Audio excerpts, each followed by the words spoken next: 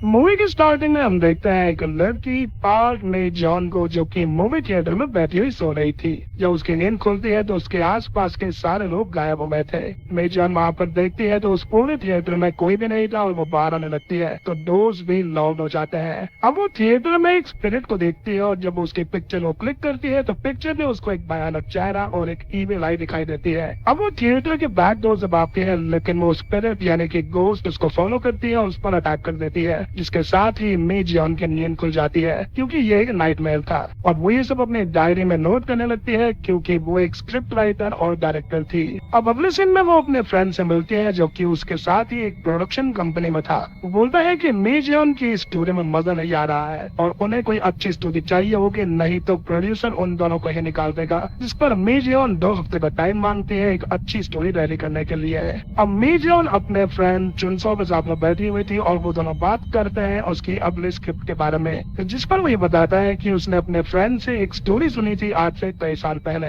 वहाँ पर यूनिवर्सिटी के फिल्म मेजर के लिए एक स्टूडेंट ने एक मूवी बनाई थी और उस मूवी के प्रीमियर के वक्त सभी लोग वहाँ से डरकर भाग गए थे और एक आदमी की जो हार्ट अटैक से डेथ तक हो गई थी और वो मूवी इतनी स्केरी थी। और उसके बाद में एक बात सामने आई थी कि वो मूवी एक गोस्ट ने बनाई थी। अब मी जॉन को ये स्टोरी अपने स्क्रिप्ट के लिए काफी बढ़िया लगती है और वो उस यूनिवर्सिटी में पहुंच जाती है जिसके बारे में चुनसो बात कर रहा था। इस यूनिवर्सिटी का नाम होता है डेजॉन यूनिवर्सिटी और अगले ही दिन मी जॉन वहाँ पर पहुंच जाती है। वो एक प्रोफेसर से मिलती है और वो उस प्रोफेसर से उस मूवी के बारे में पूछती है तो वो मूवी 10 साल पुरानी थी और प्रोफेसर को उसके बारे में ज्यादा कुछ पता नहीं था। साथ ही साथ मी जॉन को भी उस मूवी का नाम और डायरेक्टर स्टूडेंट का नाम नहीं पता था तो उसको इसके बारे में ज्यादा कुछ पता नहीं चलता। खैर इसके बाद में वो अब यूनिवर्सिटी के डॉक्यूमेंट्स और मूवी रिकॉर्ड्स को चेक करती है तो वहाँ पर भी उसको कुछ नहीं मिलता। साथ ही साथ 2008 के वक्त में मूवी बनी थी तो उसको डीवीडी और बाकी चीजें मिसिंग लगती है। वो अब काफी परेशान हो जाती है, अगर उसके पास एक अच्छी स्क्रिप्ट नहीं होगी तो प्रोड्यूसर उसको निकाल देगा।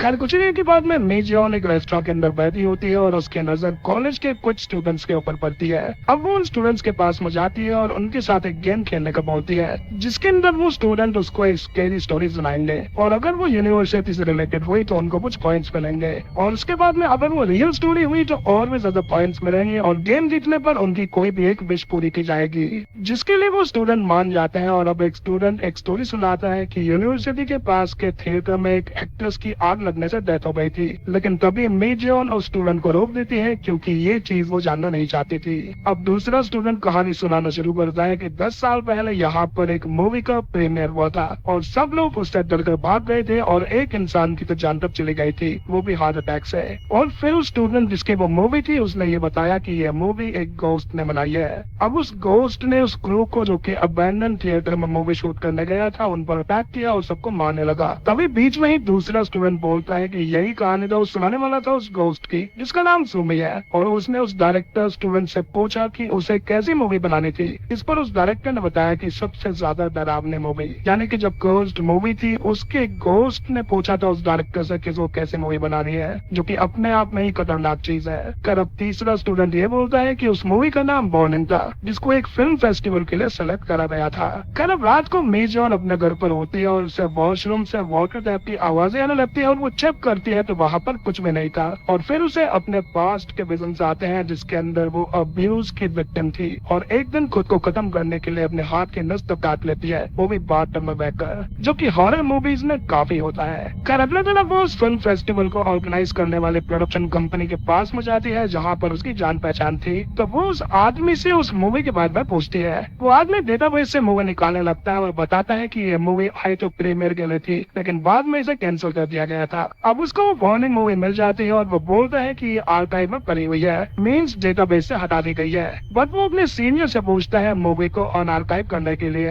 अब वो अपने सीनियर से बात करने लगता है और सीनियर उसे इस मूवी की पूरी हिस्ट्री बताता है और बोलता है कि ये मूवी बैन है तो उसे किसी के सामने नहीं आने दिया जाएगा और नाम वार्निंग इसलिए ही रखा गया है क्योंकि वो मूवी किसी को भी नहीं देखनी चाहिए। इधर मी जॉन उस मूवी के फोल्डर को अपने फोन में कॉपी करके वहाँ से चली जाती है। अब भाई जिससे इसकी जान पहचान थी उसकी तो पक्का नौकरी आने वाली है। अब घर आकर जब वो उस फोल्डर को चेक करती है तो उसके अंदर सिर्फ उस मूवी की एक छोटी सी क्लिप थी और वो उस क्लिप को देखती है तो उसके अंदर एक अबैंडन थिएटर था और कुछ लोग थे जो कि किसी से डर रहे थे और कुछ लोगों पर कोई अटैक भी कर रहा था। अब मी जॉन उस मूवी को भेजने वाले का सारा डेटा निकालती है और उसका कॉन्टेक्ट नंबर लेकर उसे कॉल करती है, लेकिन नंबर अब एग्जिस्ट नहीं करता था। मेजियन उस मूवी के बारे में इंफॉर्मेशन लेने के लिए उस क्लिप को सोशल मीडिया पर पोस्ट कर देती है, ऐसा कहीं कोई उसके बारे में कुछ तो जानता होगा। कुछ देर के बाद में वो एक कैफे में बैठी हुई थी कि तभी उसे एक आदमी का कॉल आता है और वो बोलता है कि उस मूवी क्लिप की पोस्ट को डिलीट कर दो, जिस पर वो ये कहती है कि उसके कहने पर वो उस क्लिप को डिलीट क्यों करेगी और आखिर वो आदमी है कौन, जिस पर वो ये बोलता है कि वो उस मूवी का डायरेक्टर किम जे-होन है। मेजियन ये बोलती है कि वो उस मूवी के बारे में बहुत ही ज्यादा क्यूरियस है और वो पोस्ट को तो डिलीट कर देगी अगर किम उससे मिल ले तो, जिस पर वो मान जाता है। अब वो उससे मिलने कैफे में जाती है और किम वहाँ पर आता है और मेजियन पोस्ट डिलीट करके मूवी के बारे में पूछती है, तो वो बोलता है कि वो मूवी के बारे में भूल जाए और चर्च जाना शुरू कर दे, जिसके साथ ही वो वहाँ से जाने लगता है और साथ ही साथ किम की हालत कुछ ठीक नहीं लग रही थी और वो बहुत ही अजीब तरह से रहता था।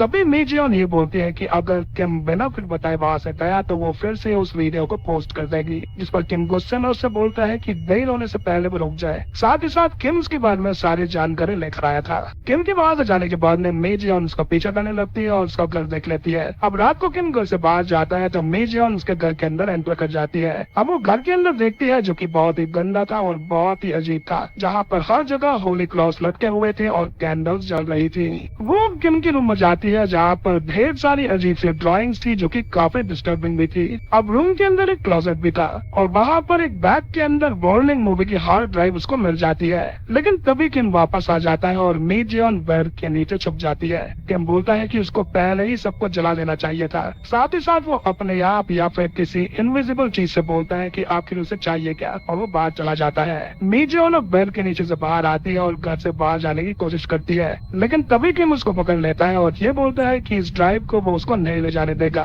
क्योंकि मेजियन इसके क्लिप को एडिट करके मूवी बनाना चाहती है और वो उस ड्राइव को तोड़ने लगता है, लेकिन मेजियन उसको रोक देती है। किम अब उसको चोप करके जान से मारने लगता है और बोलता है कि वो भी किम जैसी हो जाएगी और हॉरर में जीने लगेगी, इससे अच्छा है कि वो मरी जाए। लेकिन मेजियन एक बॉटल उसके सर पर मार देती है और किम को दूर कर देती है और घर से बाहर भाग जाती है। अब अगले सीन में मेजियन अपने घर पर थी और चुनसू उसके घर पर आता है। अब वो उस हार्ड ड्राइव को चेक करता है और ये बोलता है कि ये तो फॉर्मेट हो रखी है, जिसको सुनकर मेजियन काफी परेशान हो जाती है, ऐसा उसने अपनी लाइफ रिस्क करी थी इसके लिए, और फिर वो बेहोश हो जाती है। तभी मेजियन को एक बुरा सपना आता है जिसके अंदर उसके ऊपर किम अटैक कर रहा था और तभी अचानक से ही वो जाग उठती है। अब चुनसू उसको ये बताता है कि वो ड्राइव को रिकवर कर रहा है और अभी उसके अंदर एक वीडियो रिकवर हुआ है। उस वीडियो के अंदर वार्निंग मूवी के मेकिंग से पहले के कुछ सीन्स थे और यहाँ पर किम अपनी टीम के साथ में कुछ लोगों के ऑडिशंस ले रहा था। किम का फ्रेंड उससे ये पूछता है कि आखिर वो हॉरर मूवी ही क्यों बनाना चाहता है, जिस पर किम ये बताता है कि हॉरर मूवी की वजह से उसकी जान बची है। जब वो स्कूल में था तो हमेशा उसको बुली किया जाता था और एक दिन उसे बुरी तरह से पीटा गया, जिसके बाद में उसने अपनी जान लेने की कोशिश करी और वो हॉस्पिटलाइज हो गया था। वो अपनी लाइफ से हार चुका था और एक दिन हॉस्पिटल टीवी में द एग्जॉर्सिस्ट मूवी आ रही थी और वो मूवी देखकर किम को जीने का हौसला आया और वो ठीक हो गया और वो चाहता है एक ऐसी ही मूवी बनाना जिसको देखकर किसी का दर्द गायब हो जाए। अब मेजियन यहाँ पर किम की कहानी से पूरी तरह से रिलेट कर पा रही थी, क्योंकि यही कहानी उसकी भी होती है, यानी कि बुली होना, हॉस्पिटलाइज होना और टीवी पर द एग्जॉर्सिस्ट मूवी देखकर हिम्मत जुटाकर ठीक हो जाना। अब रात हो जाती है और मेजियन को वॉशरूम से कुछ आवाजें आने लगती है जिनको वो चेक करने जाती है, तो वहाँ पर उसको कोई भी नहीं दिखता और वापस चली जाती है, लेकिन हमें काला साया वहाँ पर देख पाते हैं। खैर कुछ देर के बाद में घर की लाइट चली जाती है और कोई इनविजिबल चीज मेजियन को हॉन्ट करने लगती है। वो काफी ज्यादा परेशान हो जाती है और अब उसको अपने सपने में एक गोस्ट दिखाई देती है जिसकी मेजियन पिक्चर क्लिक करती है और वो गोस्ट गायब हो जाती है। साथ ही साथ वहाँ पर लाइट भी आ गई थी। अब कुछ देर के बाद में मेजियन चुनसू के साथ एक रेस्टोरेंट में होती है और ये बोलती है कि वो उसके साथ में क्यों है, जबकि वो तो एक सेल्फिश लड़की है, जिस पर वो ये बोलता है कि उसे तो मेजियन काफी अच्छी लगती है। वो आगे ये बोलता है कि उसने आधी स्क्रिप्ट पढ़ ली है जो कि मेजियन लिख रही है और जो स्क्रिप्ट की प्रोटैगनिस्ट है वो बिल्कुल मेजियन की तरह है और उसके फ्रेंड मेजियन के फ्रेंड्स की तरह, और आगे स्क्रिप्ट में अंदर क्या होने वाला है इस पर मेजियन बोलती है कि हॉरर स्टोरी है तो एंडिंग तो अच्छी नहीं होगी, और साथ ही साथ उसकी स्टोरी तो एक फिक्शन है जो कि रियल लाइफ से काफी अलग है। खैर अगले दिन मेजियन ड्राइव से रिकवर हुई बाकी क्लिप्स को देख रही होती है और अब किम और उसकी टीम एक अबैंडन थिएटर को अपनी शूट लोकेशन बनाते हैं और थिएटर में सब जगह घूमने लगता है, जहाँ पर उनको एक जगह पर एक फोटो मिलती है जिसके अंदर कुछ लोग थे और लिखा हुआ था कि वार्निंग मूवी 1980 की स्क्रीनिंग कैंसिल हो गई थी। सभी लोग यहाँ वहाँ घूम रहे होते हैं और किम एक जगह जाता है जहाँ पर दीवार पर एक अजीब सा साया था और किम किसी से बात करता है कि वो सबसे ज्यादा स्केरियस्ट मूवी बनाना चाहता है और डर कर बाहर भाग जाता है। अब बाहर आने पर वो अपने टीम को बोलता है कि उसको कुछ काम है और वहाँ से चला जाता है। टीम के लोग बात करते हैं थिएटर के बारे में कि यहाँ पर आग लगने से एक्ट्रेस सुमी की डेथ हो गई थी और तब से उसका गोस्ट इस जगह को हॉन्ट कर रहा है और ऐसा लोगों का कहना है। मेजर अब तुरंत ही उस थिएटर के लिए निकल जाती है और उसके घर पर चुनसू आता है। वो एक क्लिप को प्ले करता है तो उस क्लिप में क्रू सारा सेटअप कर रहा था और किम उनसे दूरी था। अब अचानक से वहाँ पर हलचल शुरू हो जाती है और एक मेंबर अपने आप ही गायब हो जाता है और उसकी जगह पर ब्लड पड़ा हुआ था जिसको देखकर बाकी के लोग भी परेशान हो जाते हैं। अब इधर मेजर थिएटर में आ जाती है और उससे विजन्स आते हैं कि किम असल में थिएटर से अपनी टीम को छोड़कर भाग गया था।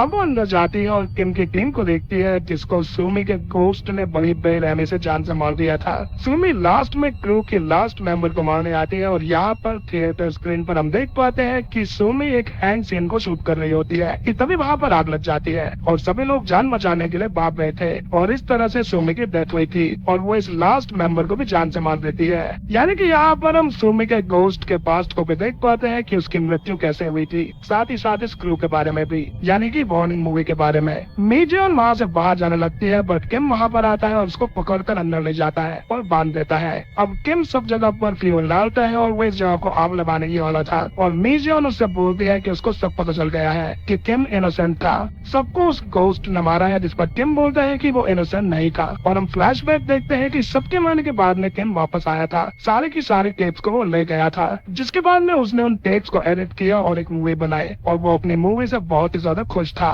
यानी कि वही रिस्पॉन्सिबल था अपने पूरे क्रू के डेथ के लिए, क्योंकि वही तो सबसे ज्यादा स्केरियस्ट हॉरर मूवी बनाना चाहता था। खैर मेजर अब ये बोलते हैं कि किम पूरी तरह से पागल है और अब किम खुद पर भी फ्यूल डालकर आग लगाने लगता है, लेकिन तभी सुमी का गोस्ट वहाँ पर आ जाता है और किम को हैंग करके जान से मारने लगता है और मेजर जिसके हाथ खुद पे खुद खुल गए थे वो ये सब रिकॉर्ड करने लगती है, जिस पर किम बोलता है कि मेजर उससे भी ज्यादा पागल है और मारा जाता है। अब मेजर वहाँ से भागने लगती है लेकिन गोस्ट उसको भी एक बड़े से ब्लेड से मारने लगती है और फाइनली उसको हैंग करके जान से मारने वाली होती है, लेकिन तभी मेजर एक फ्लैश लाइट की हेल्प से खुद को बचा लेती है, जिसके बाद में वो सुमी के गोस्ट को डिस्ट्रैक्ट करती है और पास में ही पड़े हुए एक फायर बॉम्ब स्टिक से सुमी के गोस्ट को जलाकर मार देती है और फाइनली जलती हुई सुमी की पिक्चर भी क्लिक करके थिएटर से भागने लगती है और पूरा थिएटर जल जाता है। खैर अगले सीन में काफी टाइम वाला मेजर को देखते हैं जिसने अपने घर पर बहुत सारी कैंडल्स जलाई हुई थी और सारी पिक्चर्स लगाई हुई थी जो कि उसने क्लिक करी थी।